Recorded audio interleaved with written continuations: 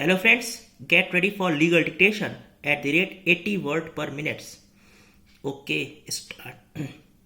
The trial court held that the plaintiff has prima facie established prior user of the mark Manik Chand by itself and its predecessors. It observed that the question whether the assignments relied on from its predecessors by the plaintiff were genuine and are proved to be genuine was a question that could be decided at the trial, and at this prima facie stage there was no reason to discard those documents. The documents relied on by the plaintiff prima facie showed prior user. After referring to some of the decisions brought to its notice, it held that the plaintiff has established a prima facie case for interim injunction.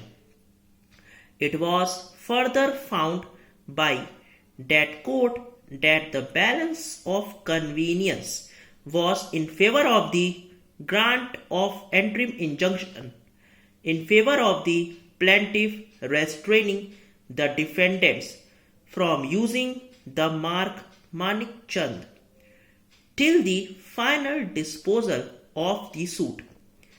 On appeal by the defendants, the appellate court reconsidered the relevant aspects in the light of the arguments addressed before it and came to the conclusion that the trial court was justified in granting an order of injunction, and the grant of interim injunction by the trial court could not be said to be in exercise of discretion, which was either arbitrary or perverse.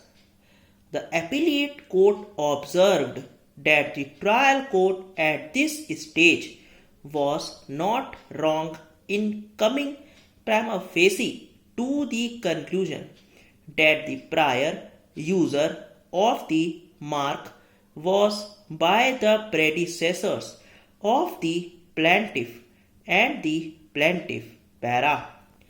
Regarding the argument based on delay and laches and acquiescence, the appellate court took the view that the present action was triggered off by the filing of a suit by the defendants in the High Court of Bombay, seeking to restrain the user of the mark Manik Chand by the plaintiff, and under the circumstances the claim for interim injunction could not be rejected on the ground of delay and laches when both sides seemed to agree that the marks were similar.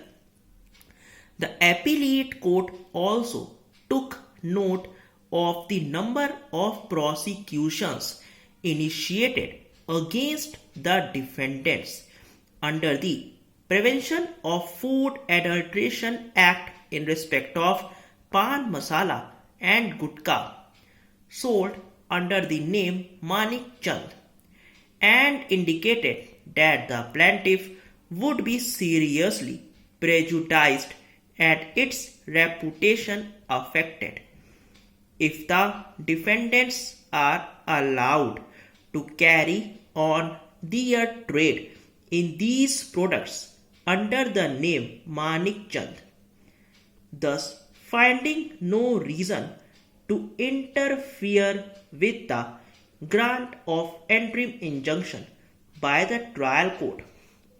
The lower appellate court dismissed the appeal filed by the defendants, but directed the trial court to try and dispose of the suit within a period of 6 months from the date of receipt of a copy of its order.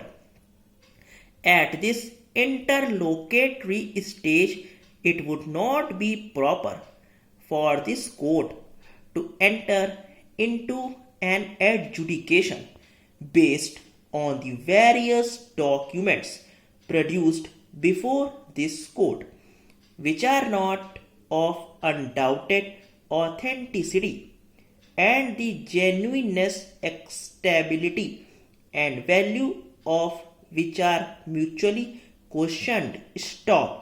अगर आपको dictation अच्छा लगा हो channel को like और subscribe जरूर करें। Thank you.